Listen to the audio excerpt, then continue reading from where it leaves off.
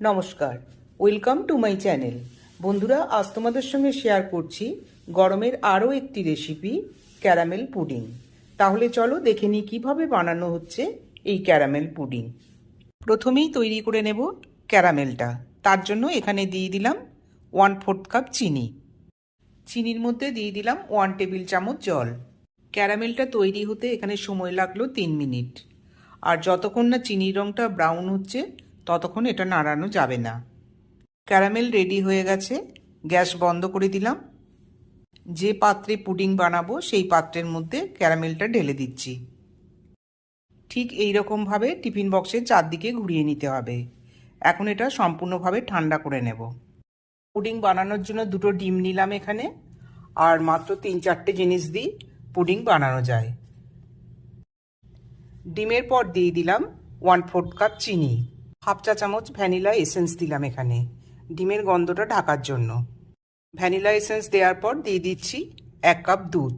দুধটা ফুটিয়ে ঠান্ডা করে নিয়েছি। এবার সব উপকরণগুলো খুব ভালোভাবে মিশিয়ে নিতে হবে।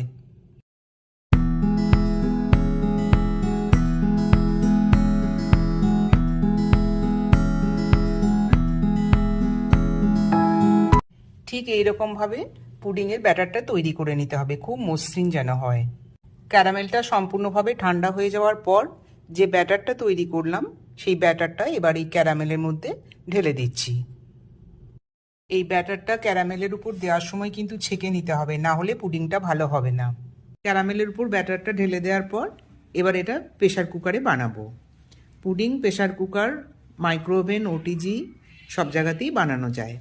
প্রেশার কুকারের মধ্যে অল্প জল দিয়েছি, তার উপরে একটা ছোট প্লেট বসিয়েছি।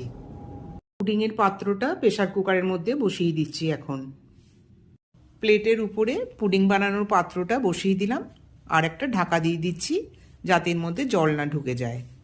এখন এই প্রেশার কুকারটা গ্যাসের মধ্যে বসাবো আর 5টা সিটি দেব।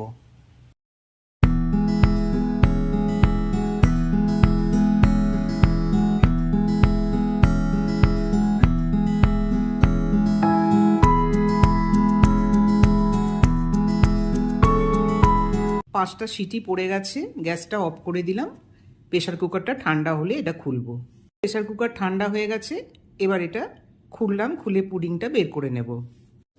ক্যারামেল পুডিং খুব সুন্দর জমে গেছে, কিন্তু এটা আরও ভালোভাবে জমাবার জন্য ফ্রিজে রেখে দেবো 4 ঘন্টা। 4 ঘন্টা পরে ফ্রিজ থেকে ক্যারামেল পুডিংটা বের করে আনলাম।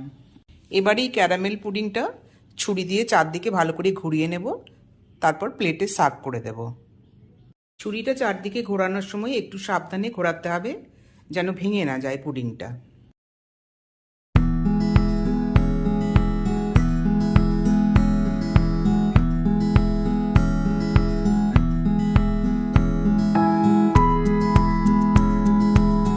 ক্যারামেল পুডিংয়ের রেসিপি তোমাদের কেমন লাগলো বন্ধুরা, কমেন্ট বক্সে কমেন্ট করে অবশ্যই জানিও। আর পাশাপাশি অনুরোধ রইল চ্যানেলটি লাইক, শেয়ার এবং সাবস্ক্রাইব করবার জন্য। আজকের মতো এই পর্যন্ত, আবার দেখা হবে অন্য কোনো রেসিপি নিয়ে। নমস্কার।